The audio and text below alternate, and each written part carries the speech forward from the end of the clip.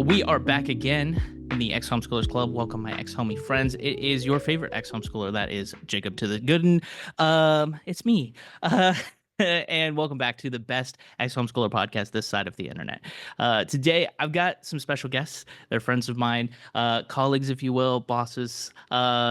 They're amazing women, and they are not homeschooled, nor were they homeschool moms. But today I've got my lovely friends, Dr. Chez Leeby and Stephanie Boye, on with us today. We're gonna touch on a little bit on sex, a little bit on therapy, a little bit on this, a little bit on that. You're gonna hear why in a minute. But Chez and Stephanie, they are the hosts of Seven on Sundays, which is a podcast for young adults, primarily in their 20s, and they interview them and they ask us questions about sex, relationships, life, mental health, all the things. So yeah. So without further ado, Stephanie, Chez, welcome to the Ex-Homeschoolers Club. Thank you so much for having us, Jacob. This is exciting. Yeah, I'm so stoked to have you guys. And first and foremost, thank you for coming on the show. We know each other because I edit your podcast. You do a And great job of editing the podcast, and you get to hear it all firsthand, which is a good hot seat to be in. yes, no, I I have think. learned I I don't have know. learned a lot from your guys' show, to be honest, which like I said at the top of the show, it's Seven on Sundays. It'll be linked down below, but go check it out. The cool thing about Seven on Sundays is it's an anonymous podcast. So you guys really get people in there who come in and share their stories in a very safe environment. It feels like I've been on there. I've shared my story. You can look me up. Mine's the Drew interview. I'm going to dox myself there, but only because I've told that story on this podcast. But yeah, I love the format that you guys have built. And yeah, I know, Chez, you are obviously a licensed therapist for family and marriage stuff, and Stephanie, you are like a sex expert. In some circles, you're like the porn mom. You've done a TED talk on pornography and it's the addictive nature of it, things like that. And so I guess first and foremost, to kick off the show, I gotta ask you. You're not tied into the homeschool circles as much. So when you hear homeschool kid, homeschool parents, homeschool families, like what kind of pops in your brain? Do you guys have an image of that? Do you have experience with homeschool families at all? Yeah, I'll jump in. I actually do have one semester under my belt of teaching my daughter homeschool. It was Okay. one of the hardest experiences of my life, I have to say. You have to, I have praise to any parent who is doing homeschooling because it's not easy. Um, I started when my daughter was a sophomore in high school just for one semester, and I was like, okay, I can't do this anymore. But I guess as far as like what I think of homeschool and how it's relevant to our topic, I feel like, and I could be wrong, that homeschool is done, I would say probably the majority of the kids are from some Christian background. That would be Yes. my assumption. And I would also say that having grown up Catholic, Christian, we also have the most challenging time talking about sex. So I would think that these kids are left even more in the dark about sex than your average kid who's already in the dark. So it's like double dark. Yes, I would definitely agree with that. Yeah. Before I tap too much into that, Chez, do you have anything to add there? Your opinion of what you think of when you think of homeschool families and peoples? Yeah. So I've worked with families that have homeschooled, and also some of my really good friends, very close friends, have homeschooled, and for different reasons. One was because her son got really sick in early on, and so he would homeschool, but he would come to some classes with my son. And so I had that experience, and I can tell you kind of I think it was hard for him because of because the kids were confused, and that was many years ago. And then recently, I have a very good friend who homeschooled four of her kids, and now this is the first year, I think it's the first year, all of them are in regular public schools, and she finally has a little bit of a life, which is amazing. But she didn't do it. Neither of them did it for religious reasons. Yeah. They did it because they weren't happy with mainly the social emotional things going on at schools. Really, that Mhm. was the main reason. It Yeah. wasn't academics, but our kids both those kids excelled very rapidly, of course. Yeah. But anyway, but those were two personal experiences. Then I have worked with families too that have chosen that. So, you know, we're a bunch of weirdos. That is the perception. That is the perception. So what I wondered for the kids that went back to public schools now, and I don't know enough to ask my friend in detail, but I'll see her tonight actually, so I will ask her. But I want to know how they're adjusting, because one was in high school. So how does that work? That's a great question, because I think so. My homeschool experience, I think, was slightly different than a lot of people's, because my mom involved me very early. I started in second grade. I was homeschooled through high school. Um, but very early on, she involved me and my sister in like homeschool community. So we were around other people. We took classes with other kids. So we had kind of that social aspect.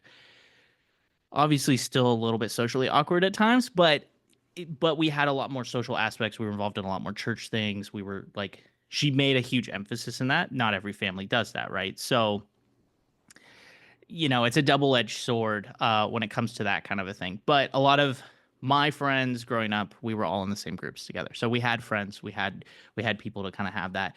A few of them did go to public high school, and from what I remember, a lot of them, I think it's always awkward at the beginning, right? But even like if you were to move states, you know, when you change schools, it's a little awkward because people have their friend groups and you got to break into it. Um, but from what I understand, a lot of them adapted pretty quickly. The thing that a lot of people I think struggled with was they were so used to their homeschool experience being, well, if I do my math in 30 minutes, math is done for the day, right? As opposed to a public or private school where it's like you're kind of trapped in that room for how long? An hour, 2 hours, you know, doing the same thing. It's like, you know, the work at your own pace thing doesn't fly in a public school like it does in a homeschool setting. So there's that. But Stephanie, I am interested. So you said you homeschooled for like a semester.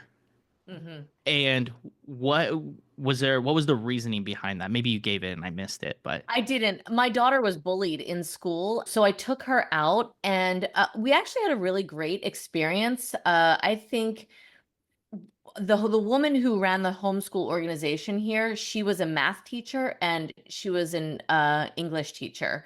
So the ones that I would have been the most concerned about, she covered those two and was great with my daughter. And I think my daughter like did really well in math because of that when she then went back to school.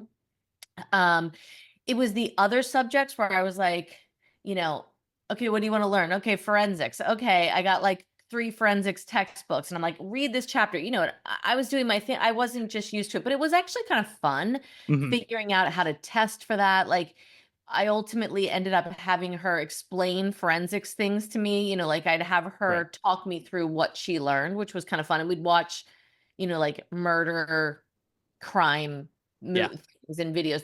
There's actually great supplements online for homeschool kids. Absolutely. Yeah. No, I did a whole in high school. I got really into war for some reason and like the history of wars and things like that. I was really into weaponry. You know, average boy stuff. Yeah.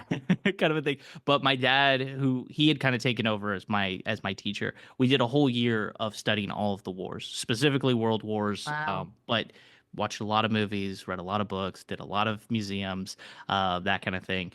Didn't live far from like the Ronald Reagan Museum, and presidential museums tend to do a lot of really good exhibits and things like that. So, uh, anyway, but yeah, to your point, it lended itself to things that I was interested in. Got to pursue those, which was super super cool. Okay, so why do I have you guys on the show today? So also to fill in our audience, Stephanie and Chez are going to come on individually as well in later episodes, and we're going to dive more into like their specific niches of what they do and things like that. But as many of you know, on the show, we started touching on a lot more things like mental health. We've gotten really outside of the like just fluffy homeschool remembrance type stuff. And so I felt like it was important to bring people who they're professionals in this. They have some knowledge under their belts to talk about things like sex, to talk about difficult relationships and that kind of a thing. And so Steph, Chez, you guys were the perfect people. You landed in my lap to come talk about this. But I wanted to first kind of ask you guys a little bit about Seven on Sundays and where the idea for that stems from, how you guys found each other. I know you guys have been friends for a long time, but like how you guys kind of came together to create Seven on Sundays. And I know you're also writing a book, but what was really the catalyst for all of that? Dr. Chez and I do very similar, we have a very similar love and affinity for kids in high school and college. And I think that's, I think we both have a real comfort in talking to kids. And I think we both share very open relationships with our kids. So for us, these conversations came more naturally than we see with like our, probably our friends. Most of our friends can't talk to their kids in the same way that we talk to them. Myself as a sex educator, Dr. Chez, with her expertise in like addiction and all that kind of stuff, she can talk to her kids about, relationships and addiction and things like that. So we had a facility, if you will, in these conversations just by our backgrounds and what we do. And we began talking after my podcast. And I was sexually assaulted in college. And Dr. Chez, she'll tell her story about, what brought her into what she does. But we would talk and we would have these really interesting conversations like, I wish kids would see this, blah, blah, blah. And I was doing these circles with young kids. Dr. Chez does a lot of group therapy work and loves group therapy. And I was doing group therapy without doing group therapy. I was doing group therapy with like sex and porn and how that's impacting relationships. So we both had this affinity for wanting people to be together and that we know in group, no one feels alone. And so that was sort of the genesis of it. And we wanted to create it real live events. And then we were like, as we talked more and more, and we had different issues that came up, we were like, why don't we just start it with a podcast? Because then we can get to the groups and we can get to doing all that stuff. But in the meanwhile, all of these juicy, important, relevant conversations can be heard by more people, even if we're growing the audience. The desire was to have these group sort of, you're not alone conversations so that young people who are really struggling could hear and see themselves in other people's story and the journey. Most of the people who've been on our show are through their journey or in the process of really working on it. So I think that helps other people who are not as far in the journey go see themselves and say, this is what's possible. That's so much of it. I think that we have a shared mission and a shared passion, like Stephanie said, for working with young people and helping them. And I consider you, Jacob, one of those young people because I'm a lot older, and understanding like the shifts from how we grew up and what we were going through to how things are today. And because I've been doing therapy for such a long time, particularly with families and young people who struggle, when Stephanie did her TED Talk and I heard that, I immediately reached out to her. And we had known each other for many, many, many years from elementary school up. And I reached out to her and I was like, oh my God, this is so important. This is so good because not a lot of people are talking about, particularly about the impact of pornography. But I had been working with younger kids that were having all kinds of sexualized problems in school and getting kicked out and getting, in trouble or whatever, all kinds of things going on up through the college age, and understanding and Stephanie enlightening me I don't watch porn. I'm just going to say that I don't, but so her enlightening me to that aspect and to the fact that I wasn't asking my clients necessarily. I was asking because it's on my intake about their sexual experiences, but most people do not see that as a question about pornography, of course, because I didn't either. And I now ask about that because that's a really important piece and it's missing from my work, or was missing, and just the cultural understanding. And so Stephanie and I would have these long, deep talks about what's going on in culture, what I'm seeing in the mental health arena, how those things are merging. And that kind of got us to the place of, hey, let's give a platform for parents to understand from the mouths of babes what's really happening under the covers, behind the doors, and what happens behind the closed doors in therapy. Like, let's bring some of the therapeutic tools into play. And as Steph said, what's beautiful is our guests have been in therapy, almost all of them. So it's so nice because we don't have to say, hey, did you try this or this? They're like, hey, I tried this and it worked. This didn't, but I tried this and it worked. And so then our guests hear again from the mouths of their peers, or the mouths of children, if it's a parent, of what works. And it's been really validating, very informing, very powerful, I think. Yeah. You hear them all, Jacob, so you can tell us. But I think really powerful because it is things that not everybody was talking about, particularly about porn. Yeah. Absolutely. I think, like Stephanie, you said something that it really resonated with me because it's something I say on the show quite a bit, and that is it it's that like you're not alone aspect. And yeah, I'm a decade out of homeschool at this point, a little bit over now, but one of the things that I think it took a long time, I went from, yeah, okay, I had friends and people had these similar experiences to like, then 2020 happens. A lot of it feels like I'm alone and feeling this way and recognizing these things that happened to me as a kid. And I didn't agree with them, or I did agree with them, or, kind of processing and dealing with that stuff. Right. And it wasn't until I started contacting those old friends and being like, hey, what do you think of this? Like just kind of bringing stuff up and really realizing that, oh my gosh, I'm not alone in feeling like the purity culture we grew up in was like a mistake, or that this, particular curriculum was a mistake, or anything like that. And so to your point, it was like having that ability to have those conversations to really see I'm not alone in this was amazing.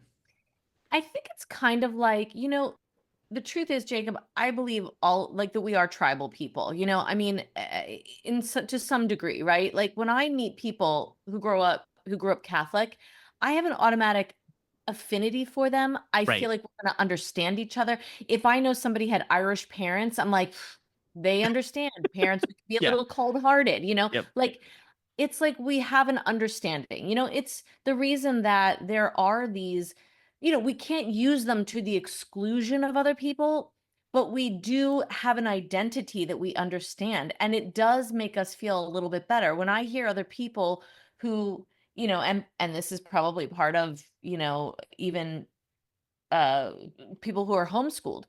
When I know of people who are Catholic that grew up having sexual experiences, they probably didn't really use, if they're Catholic, I'm going to say, probably didn't really use contraceptives all that much. In a lot of the mindset, it was like, I am thinking that I'm going to sin before I actually sin. I'd rather get into the moment, be taken by surprise, and then deal with the consequences later, if that's confession or I'll never do that again. You know what I mean? And Yep. so it's like we kind of have that understanding of that mindset in many different levels, right? Yeah. And Dr. Ches, something that you said, I mean, you were the reason that I was attracted to when Stephanie reached out and was like, "Hey, we're looking for an editor," and like, I mean, at first I was like, "Oh no," like Stephanie's like the anti-porn mom and like all of these things, and I had kind of swung from this kid who was like porn is bad to like leaving the church and being like, "Oh no, like I don't need to have shame around porn anymore or sex or anything like that," to all of a sudden I was like, "Oh no, I'm going back into the lion's den of somebody who's going to make me feel bad about this." But once I got on a call with you guys and really we started talking about things, and I mean, obviously, Chez, you're a therapist, so you also know how to draw things out of people, which is an amazing skill. But and started editing your show, I realized it was not so much of yes, there's an anti-porn element to it, but it was more of what I had been asking as a kid was the question of, well, why is porn bad? And given no answer to that. And all of a sudden it was like, oh, this is why porn is bad. Also, here's the results of mindset and behavior and things like that that come from this culture that we've built. And so yeah, so I think editing your show has opened my eyes to a lot of things that I was like, it can get dark. It can get dark at times, but at the same time, I was like you said, a lot of the people who come on 7 on Sundays, they've been through the process. So yeah, they have some dark stories to tell, but they've come out the other side and now are living in the light. And so that was good. And especially as a guy who guys tend to not get it all the time, um, it was helpful to kind of see things because a lot of your guests are females and women, and to get it from that perspective and try to like actually listen and understand was eye-opening. Yeah. And I love having your male perspective. And anytime you want to process stuff as seeing this as a male your age, like that would be super helpful to us. But I want to say two things. One is the power of group work is exactly the you're not alone thing. And what I've learned over the years is that no matter what we go through as humans, there is a universal human experience, that there are parts to almost anything and everything that all of us feel related to in some way. Nothing is in a vacuum. Like I've learned that. Like I say in every group that I do, there's a twin. There is somebody that you're like, we both went through these 5 things. Oh my gosh, we're soul sisters from, another misters or whatever. But there's a twin and there's also a challenger. There's somebody in every group that kind of challenges you to see things a little differently. And in the beginning, when I start a group, I can't tell you how many people come up to me privately and go, I don't know if I want to do this group because he or she's in there and I don't think that's really going to work for me or whatever. And I'm like, no, that's lesson, that's information, that's fabulous. You want that, that's challenging you. Let's see what happens. And in the end, they realize, hey, the human condition is universal. We are no different, even though you challenged me in the beginning because you were my alter ego mirror or whatever.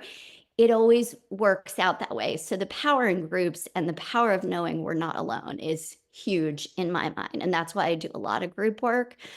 And then the second thing you said is that porn, I won't speak for Stephanie, but I'm not so much saying, I mean, we kind of are, but I'm not so much saying that porn is bad, but hate, aggression, violence, non-consent, all those things are what is so harmful. And the reason why I'm interested in that is because I've been a sexual assault counselor for 30 some years, and I haven't seen the numbers go down. And I've seen a lot of prevention efforts. And I'm like, why are we still seeing assault and abuse through the roof, like more than ever? It can't just be that more people are reporting. There's also an increase.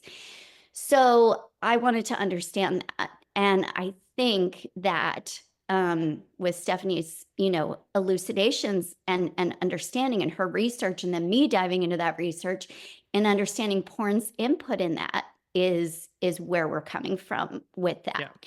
Yeah. Back in the day when I was taught sex therapy, it was touted as, yeah, let people get ideas from pornography. That was definitely part of my coursework. And so, but what I'm saying is that where my mindset is anything that's hateful, violent, dangerous, misogynistic, et cetera, which those things are these days and have maybe always been for sure, then that's what is not helping society, not helping relationships, in my mind. Yeah, no, what I was going to bring up too is kind of that. I think one of the common trends I see on your show, and maybe it's not, maybe trend is the wrong word, but commonalities between a lot of, because you're interviewing a lot of college age kids. I'm 28, so a little bit removed from that, but still grew up in a lot of that. Is one of the questions that you guys get to a lot of times with these people is like, well, how was your sexual palette built? What was it built upon? Where did you get that information? And that kind of a thing. And a lot of us point it back to pornography. And so, again, I mean, I know, Stephanie, I know you've got data and charts and numbers and all that kind of stuff that can correspond to this, but like, is that uptick in I mean, porn, just sexual material is so much easier to get a hold of now than even like my dad's generation. But like that setting of that appetite at such like a young age, or even just the way it's being set now, with things like pornography, is that kind of like violent nature? I mean, I don't really know what my question is here, but that's kind of setting this path to keep those numbers high, I'm assuming. Yeah. Chez, of Well, just like, so they did an experiment years ago with butterflies. And what they found was that butterflies, when they're mating, are attracted to butterflies with bright colors. The brighter the color, the bigger the wings, the more the male butterflies or whoever inseminates, whatever you call the butterfly behavior, sexual behavior, they were attracted to the bigger wings and the brighter colors. So they experimented with creating cardboard wings that were bigger and brighter than any butterfly in nature. And all of the male butterflies went to the butterfly with the bigger wings and the brighter colors. And that's kind of nature, you know? So when you're talking about template, the template doesn't matter whether it's violence or whether it's all of this. There's kind of a porn look to women for breasts. What do the breasts look like? What is more attractive? Where are we? When we see women of darker skin colors, we can be violent toward them because they get more aggressive pornography toward them. So we're setting that template that women of color deserve more violence and aggression. We're setting the template that the only bodies that are worth finding deriving sexual pleasure from are those bodies that have these certain ratios and aspects, right? So you have that aspect. I don't know that Dr. Chez maybe has articulated this as many times as I have, but I would say that I do not think that there's anything healthy in pornography in any way, because even if I were to take it down to, let's just say the sexual template was like in the 1970s where women had boobs of all different kinds. They weren't artificial, you know, whatever. Like if you create the perfect porn scenario, you're still introducing something that is artificial to the experience. And it's still taking people away many times. Let's just say the proliferation of pornography was all of this more healthy. You're still taking people away from the one-on-one interaction. And I know Dr. Chez would say that as much as I would. You're taking people away from that, finding that intimacy with each other. This is not about just experimentation. This is like literally, it's kind of like suppressing what you find with the other person and kind of bringing you into this realm where you then need it. I mean, I have kids today who tell me, well, you don't like pornography. How are we supposed to live without masturbation? And I'm like, what do you mean? Masturbation and pornography are two entirely different things. And they're like, no, you can't masturbate without porn. And I always say, okay, masturbation has been around as long as human beings have walked the planet. Okay. Yes. Pornography has been around less than 150 years. Are you telling me that people prior to 150 years ago were not masturbating? I mean, this is absurd. And what that should tell you is you should be scared that your brain has been that hijacked. So I'm going to give one other thing one reason why, even if we took everything and everything was fine, and maybe you didn't even get addicted to, you know, using pornography. How about the fact that probably, by my estimation, 90+% of all females that are in pornography have been trafficked into pornography. Many of them don't even understand that they're trafficked. So I can't ever take that away. As a female, I will never stand aside when females are being abused and forced to do something. And if you say, oh, sex work is empowering, I've literally been down this rabbit hole a million times. It's not empowering. There's no other job in the world where a woman would say, I'm going to take a job where I'm going to be physically abused, because there's not one sex worker in the world who hasn't been sexually assaulted in their line of work, whether that's pornography or prostitution or escorting or stripping or whatever. They have all experienced sexual assault, whether it was actual penetrative assault, it doesn't matter. So there's so many, it's a many-headed hydra. You'd have to cut off so many things. That's kind of where I land on the whole thing. What I feel is I don't feel like, I think what you're taking from the way that we approach it, I have absolute compassion and understanding for every human being that I talk to, male or female, that comes to us, because this is not them. This is an industry that has lied and propagated profit over human beings. Right. It has nothing to do with the human, with our demographic, anyone, honestly. I just feel like they've been lied to. I shared this one when I was on your show before, and I think I've talked about it on the show before, but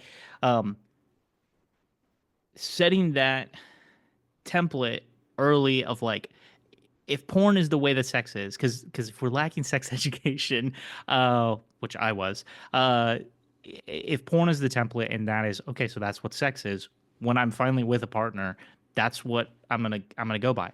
Well, if that's not pleasurable to her or to them, it like but I've been so programmed at this point to be like male pleasure is the dominant pleasure and she must be enjoying this because that's what I've seen. Um and so yeah, I think it's again, like you said, it's a multi-headed hydra. It's a setup for non-satisfactory relationships and a setup for not being honest and authentic in relationships, Yeah, because if it is programmed from that, then you're acting out something else instead of like really relating. right. And that's what a lot of like my couples work and my couple passion with couples is, how do you get back to human relations 100%? Yes. And we don't do that. And maybe it's not just porn, maybe it's this social media ideal of how we're supposed to be in relationship, or maybe, I don't know, Yeah.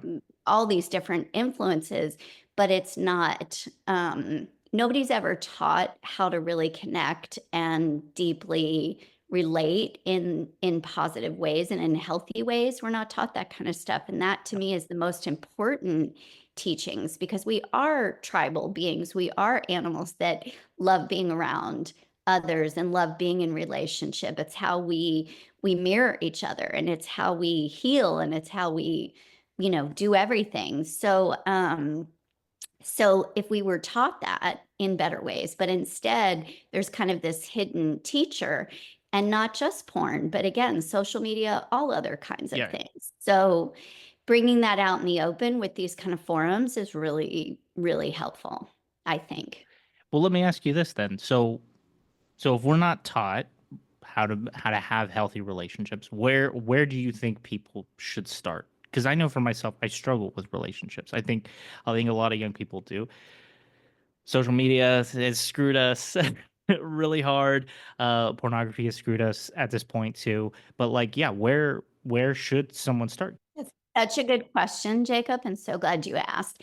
And I want to say too that your church kind of gave you some ideas about that. So you're navigating many things. Your church, our churches give Yeah, us ideas, our peers give us ideas, TV and movies give us ideas, and porn give us ideas. But we're not getting the real skills and the real deal.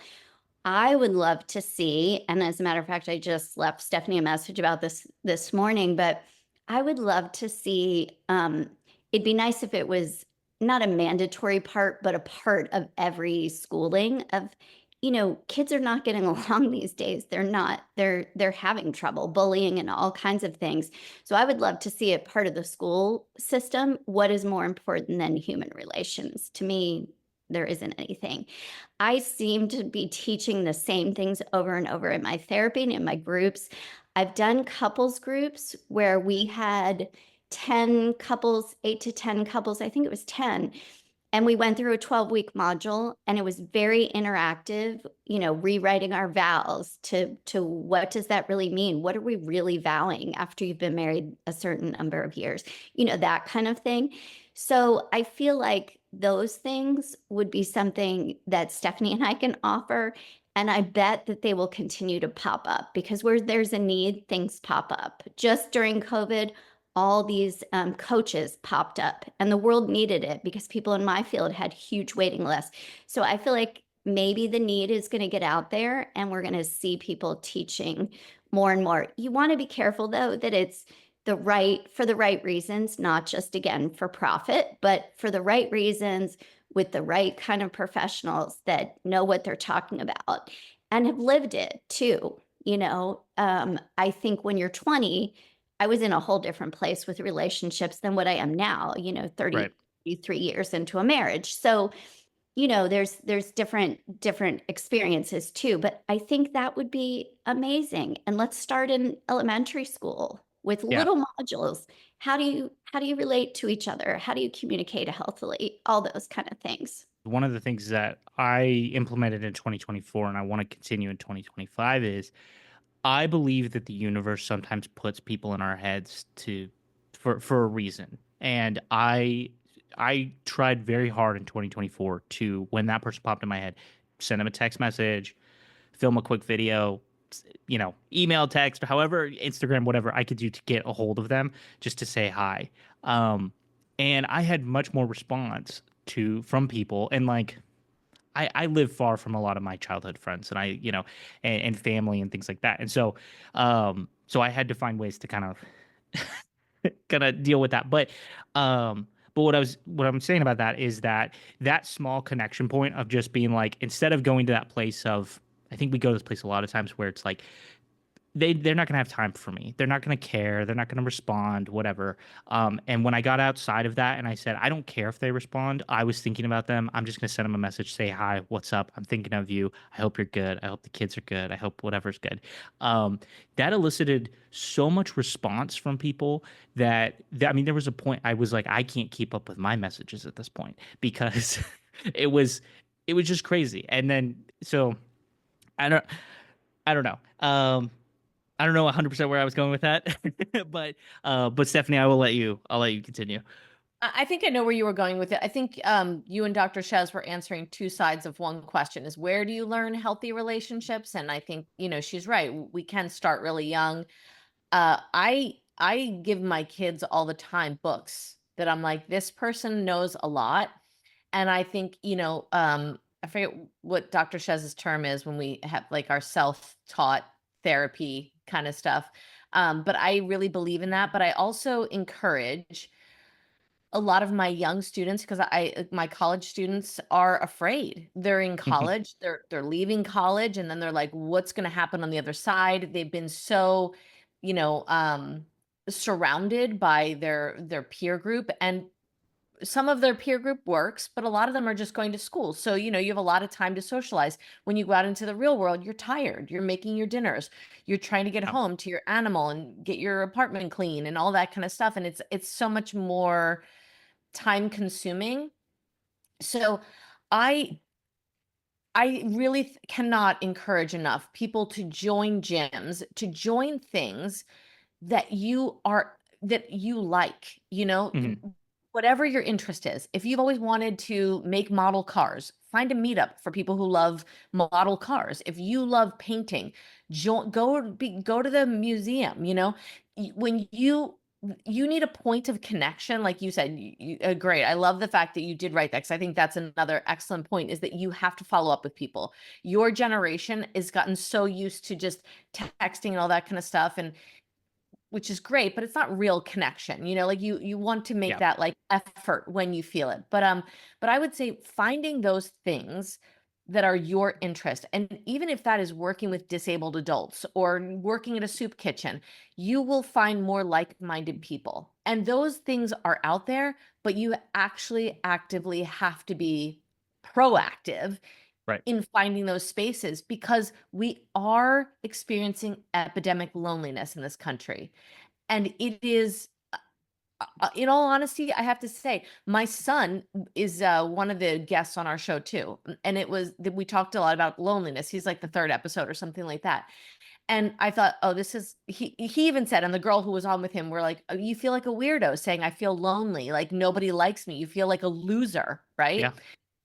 But that's not actually the case. What I have seen, and I say this to him all the time, I go, it's really funny that you were that episode, because I talk to so many young people, and one of the underlying feelings of almost every single young person that I talk to is a feeling of loneliness, a feeling of, like you said, not having someone there who wants to listen. And that's not actually true. I make a very, very, very concerted effort once a week. One of my friends, I was in California too. I lived in California for 12 years. Many of my friends, you build a lot of friends when you have children, because they engage you daily with, friends of whatever. I built very strong friendships. I make an effort once a week to walk for 2 hours and talk to one of my friends. We make an appointment. I have a standing date with all of my friends. You have to do that. Yeah. That's something that doesn't come naturally to young men, but you have to do that, whether it's going to get coffee, going to, Cars and Coffee, or whatever it happens to be. But you really have to put yourself out there and not worry about, oh, they're going to think I'm so weird, I'm like reaching out to them. They're going to, well, who cares? Yeah. Yeah. They need No, you as much as you need them. But no matter what anyone says, they need you as much as you need them. absolutely. No, I 100% agree. And I think in 2023, I hit a wall where I was like, I mean, 2020, the world shut down, everyone became a hermit, kind of a thing. I got stuck in that. In 2023, I was like, I gotta go get a job because like I just can't be at home all the time. I work from home, so it's just like I can't be at home anymore. And I went and worked at a toy store, and it was so much fun because it was just like I got to see specifically Lego. Like I got to see like adults and kids play with this thing that we all enjoyed and we collect and we have fun with, right? And so to your point, it's like I found those people that were into the same thing I was into, essentially. And I had so much happiness and joy from that, that I still, I mean, just the other day, I texted one of the guys that I met at that job who I didn't work with him. He's just a regular that comes in, right? And we've built connection, him and I, and his kids and I, and it's fun, you know, it's out there. Local libraries have great meetups and things like that. So The South, people are always willing to talk. That's one of the best parts about being in the South. Yeah. I have to say, I literally stop on the beach. I'm walking my dog on the beach. I'm like, hey, and then it's like Half an 45 hour minutes later. passed. Yeah. Yeah. That's one of the greatest things that like New Yorkers and Philadelphians, I'm from Philadelphia, they look at you like you're saying hello to me when I walk out of Wawa. What's wrong with you? And I'm like, no, what's wrong with you? Yeah. This is how human beings survive a long time. Yeah. Because we care about each other. Yeah. Yeah. What I love, Jacob, about what you're saying is that you noticed what you needed and you took action. And that is what it takes, is noticing enough and feeling the pain point enough to be like, okay, I'm going to make a change, you know, because otherwise complacency feels easy sometimes. And it feels like not making that effort. When the Surgeon General declared that loneliness was an epidemic, I was just like, yeehaw, yes. Like, this is so important that he's declaring that because it is at the root of so many things. And we're in this technologically connected society that is the most emotionally disconnected than ever, particularly after COVID. So it takes that kind of conscious effort and conscious living to make those changes. So I love that you did that. And there are many different ways that people can do that. What I'm seeing in my field right now is even for men, and again, I feel like when the need comes here, the universe comes to meet some kind of need, particularly for men who the suicide's so high, addiction, you know, all these other things, depression. There are men's groups popping up that are really healthy, good men's groups. And again, I'm like, hallelujah, because I can't really do a men's group in the same way that a male therapist or a male person can, a male coach, whatever it would be. But like, that's amazing. And back 10 years ago, if I said to a client, hey, let me help you find a men's group, they'd be like, I'm not doing that. I'm not talking with other men about my problems. You know, they would not be into that.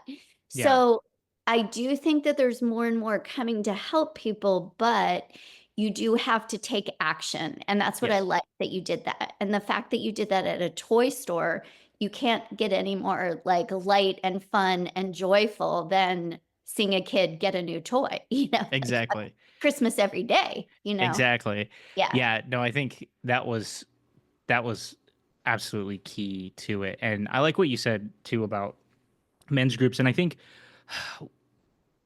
one of the things growing up in church, and maybe you guys experienced this or maybe not, but I think one of the things that church kind of imprints on you is like, that's sometimes where the hub is for you. That's where your relationships are, your friendships are, everything kind of revolves around that at times.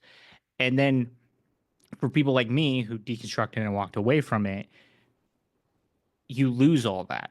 And there has to be this disconnection because there's pain associated with that place a lot of times. And that can be really isolating as well, where then, but because church has taught you that you're everything that you know, all your relationships are built in this place, they're just gone and you are just lonely. And so to build that outside of the church, way harder than I think I ever anticipated, because to your point, it takes that effort to actually go out and say, I need something, I need people, I need physical contact, I need conversation, I need all those things. because church just kind of builds that for you and then just kind of throws you into that mix automatically. Here's what you're bringing up, which is so important. And I know this for the Mormon church, same thing. Your whole community, your whole friendship base is in there. So then if you leave that, you're left with the grief, and it's unresolved grief because there isn't a place or a way to really process that. And Right. what are you supposed to do with that? Unless you're in therapy and you've got a therapist that's going to kind of help with that. But really, that is unresolved grief that you're walking around with. Like, I had to make a choice that actually made me leave some cool people that I actually liked, but I just couldn't do both. Right. So, so it does bring a whole set of solutions, I would imagine. I mean, of issues for sure, and unknown solutions. Like, how do I handle that? And Yeah. then what I wanted to say about the other relationship skill building, I'm talking more about like love relationships too. There is a little bit of that in churches, but really the nitty-gritty of once you're in a long-term relationship, you are going to need to know how to communicate really well, how to repair things, how to accept differences. I am not you, you are not me. You know, like, how do we accept different perspectives and allow for that? And how do we repair when we have, you know, trouble, which it's inevitable.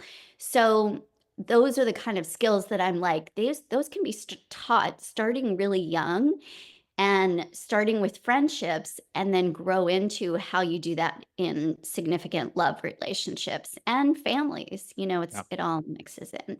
Do you have any like resources or books or I don't know, anybody that you would point people to say, hey, if you want to kind of start to understand some of these ideas of building that, or for parents wanting to teach their kids how to have good relationships, do you have anything like that?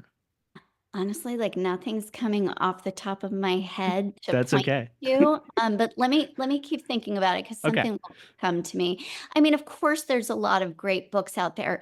My issue with books is you have to put the information into action. Right. And I feel like that's where the gap is sometimes, that we read things, or I go to a lot of workshops and training seminars, and all I want to know, I believe you on the stats, I believe you on the information. I want to know, how do we implement it? How do we put it Right. into practice in the best ways? So, I mean, of course, people are doing that. And of course, there's modules out there on that kind of stuff. But off the top of my head, I don't have anything right this second, because I go to like professional training things that Yeah. are, but I don't know. Well, I think too, I Yeah. mean, something like I've been looking into, even with like this show, is creating a book club around the show to read certain books about, I don't know, whatever. They can also just be fun books, but to then have a group of people to talk about that, and you know, maybe it's not always implement. It can be implement. It depends on what you're reading, right? But I think with book clubs in general, they tend to, you can have conversation around things, right? But you also have that community element built in there where you go, okay, we're all reading the same thing, we're all kind of learning and processing the same thing. Now we can discuss it. Obviously, of course, having someone who is like the trained professional in the room to walk you through that kind of thing is always very helpful. But yeah, so if anything pops to your brain, let us know. We'll also drop it in the show No, notes. I've got a great bookshelf of stuff. Not in this room, but yeah. So I'll give you some resources. I'll Cool. think about it for sure. But I love that you're doing that kind of book club. During COVID, I did a self-help book club. And I didn't know how long COVID would go on, but I was like, guys, let's meet and just read empowering things. And it was what saved all of us. We were so grateful to have that. No, that's 2024, end of 2024. I was like, I'm reading books again, massive bookshelf now. And it's like, you know, knowledge is power. I'm going to say, I don't necessarily know that these are like how to have healthier relationships kind of books, but in the end of the day, people who are lonely are not very happy. Right? Like, I mean, loneliness is driving sadness and depression and all of that kind of stuff. Two books that come to my mind are um, the woman. Do you remember the woman who wrote that book years ago, like The Happiness Project? It was like trying to like do some every day of the year, for 365 days, she did a project. It was called like Project Happiness. And she wanted to see how much happier she could make herself by the end of it. And a lot of it was like, you have to be like engaged in these kind of things. So I think for somebody who's struggling with loneliness, if it was one of my kids, I'd be like, you should read something like this. The interesting thing about it is exactly what we were talking about, is she was proactive about Mhm. changing from where she was, not a particularly happy person, Right. to a happier person. And Oprah, that book that just came out with Oprah, I could look it up. You might remember the name, Chez, but it just came out. She wrote it with somebody else. And the whole premise of that book is somebody who makes themselves happier. And it's all about taking the initiative on yourself. And so that's hard, because I think your generation has been sort of educated to, find happiness and dopamine hits from their phone. And this is like the real, true, lasting dopamine. Like, dopamine is an instant and gone, right? Right. And you have to keep feeding that beast. The thing that naturally feeds that dopamine without needing you to look through a phone, watch porn, go out and drive race cars, is relationships. That brings Yes. us it's a natural source of happiness, right? Right. And challenging ourselves and feeling like we have a purpose. And I think both of those books serve that side of the happiness / lonely issue, Yeah. you will. And I want to say also, for your wife, like, that was the one mistake I think a lot of people make when they're young and freshly married, is that the partner is supposed to be the one who helps you to not be lonely. And it's not your Absolutely. partner's responsibility. Like, No. that's ultimately like, you have, like, and I keep saying this to my kids, it's not your partner's job. Yeah. It's not my job to keep my husband happy when he's semi-retired. It's not his job to keep me happy. You know what I mean? Like, we are each other's partner, but it's good that you find your tribe too. I was gonna say too about the dopamine hits. One thing that me and my wife did over Christmas. So Christmas and the day after Christmas, we decided no social media. Period. We just turned it off, deleted it, removed it, Amazing. hid it, whatever we had to do. Amazing. And we just kind of were trying to go like zero phone, like, and we called family on the holidays, but like we really did like zero phone, and we just were like, okay, what's fun? What are we gonna fill our time with? We have the whole day off. What are we gonna do? you know, we do a puzzle, we watch a movie, we do things that we play a game together, things like that, where we were like, we filled the whole day doing other things, even just productive things, like going through whatever we have been avoiding for the last 3 months, whatever. And at the end of the day, after those 2 days, we were like, I didn't even want to reinstall stuff onto my phone. I was just like, I feel so much better, to the point where I was like, I'm putting limits on this now. Like, I have reminders now. I'm like, hey, you've hit 2 hours today doing social media. You should probably be done. But I don't know. Just like even that short period, you're talking 48 hours of just deprogramming your brain from that dopamine hit to find other things that bring you happiness was like game changer. That's amazing. That's the conscious living that I'm talking about, like being really intentioned, really conscious, that I think, again, more and more people are like, you're not going to be alone in that. You're inspiring me to do that, Stephanie, too, I'm sure.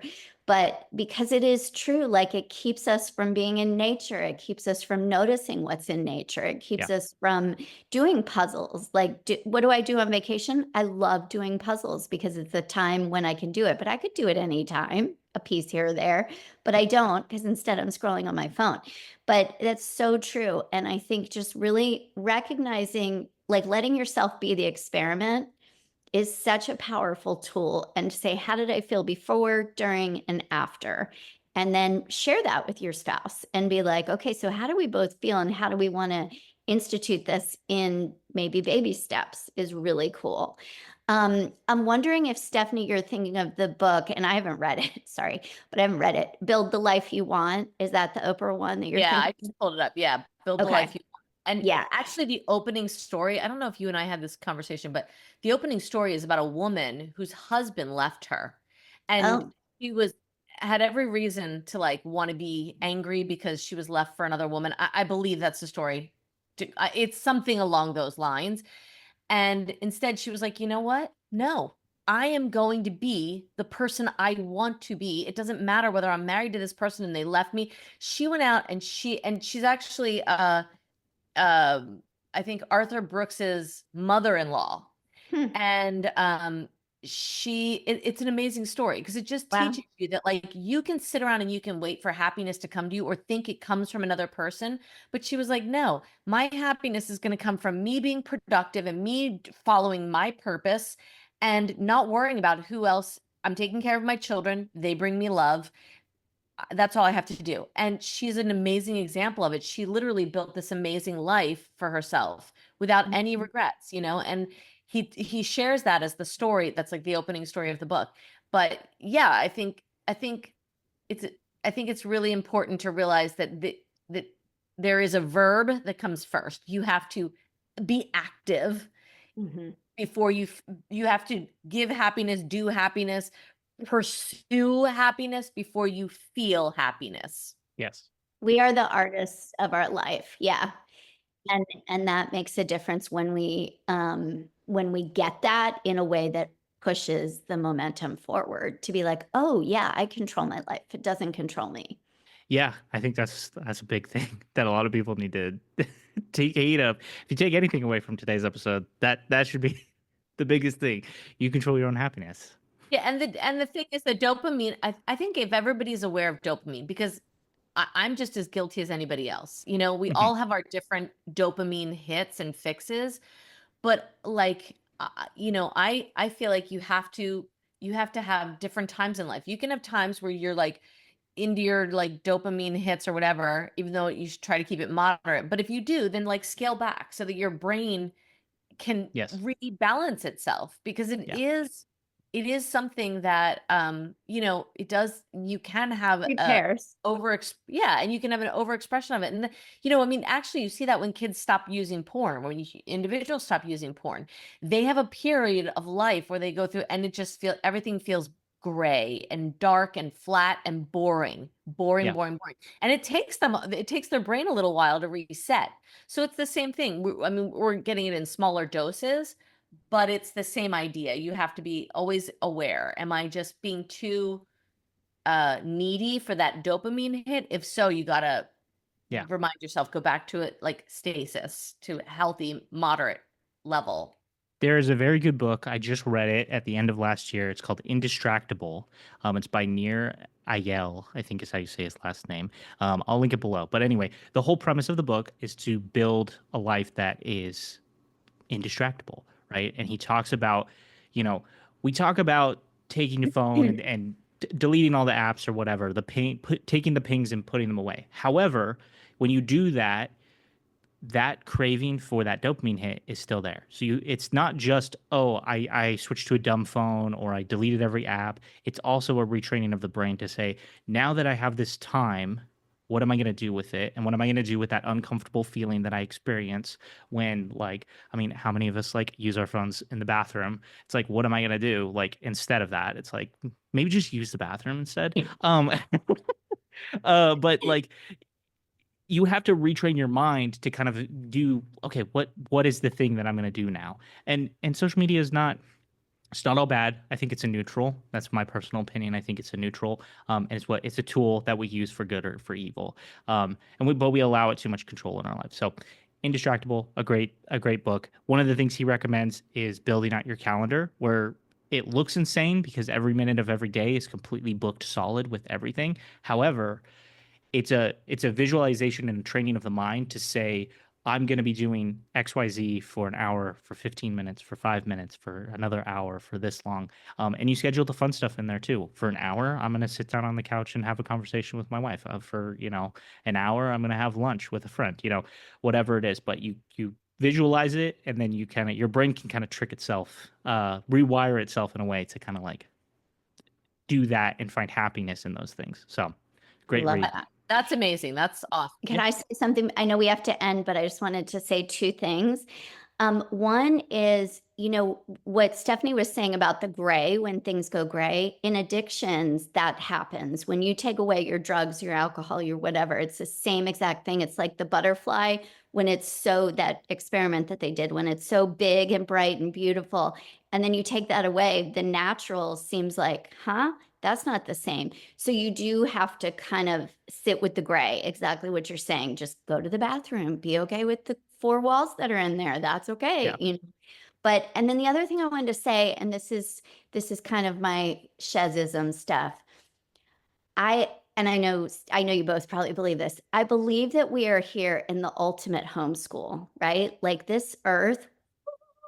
Do you hear that? That little tie into the homeschool thing? Yeah. I feel like this earth is the ultimate homeschooling of like, we're learning our stuff, and maybe the faster and the more radically, but positively, that we can learn what feels the best to our heart and soul and our relationships and all the important things, our purpose. However we get to that, yes, the distractions, we don't need those for homeschool, for this heart homeschool, for the real deal. And we're so distractible and we're so filled with distractions.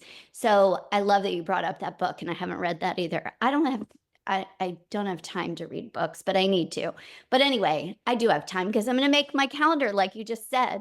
But anyway, but I love thinking of it that way. Yeah, I love Audible. I love Audible. Audible, Libby, yeah. support your local library. Libby app, Yes. get it for free. Don't have to pay. Yeah. Oh, Yes. Yeah. That's yeah. Libby libraries are my big support system this year. So, ladies, this has been wonderful. I appreciate both of you coming on and sharing. So I'm gonna link 7 on Sundays down below in the description. Go take a listen. If people want to reach out to you guys, is there a best way to do that? yeah, you can reach out through 7 on Sundays. Through there's a contact us page on 7 on Sundays. You can also reach out to, well, you know what, I'll give you a link that you can add to your to the show description here of where they can reach out to us. Very cool. Yeah, that'll all be linked. Website.com. Yep, 7onsundays.com. And That'll that's be linked the down below. number 7. Yes, the number 7, not the word, the number. Yeah, very important. But thank you once again. I'm looking forward to Stephanie and Chez are both going to come on individually as well. Stephanie, I think we're going to dive a little bit more into like porn addiction and sex education and things like that. And Chez, I know we're going to touch a little bit more on like family dynamics and dealing with difficult people, and things like that. So if you have questions for them, shoot me an email at exhsclub@gmail.com or shoot me a DM at exhsclub. That's Instagram. And I know TikTok is probably banned at this point, but it also works there for the time being as of recording this. Yeah, we got 2 days. But It's not going anywhere. We'll see. There's 200 days, I heard. My daughter said 200 more days. I don't know. We got a lot of information floating out there. We'll see. We'll see. But for sure, email. Email is not going away, people. The other thing, there's a link down below. I'm starting a newsletter. Go fill all that out. Everything, all this stuff is in the description down below. Yeah, once again, ladies, this has been absolutely wonderful. And to all my ex-homie friends, we'll see you next week. Okay. Peace.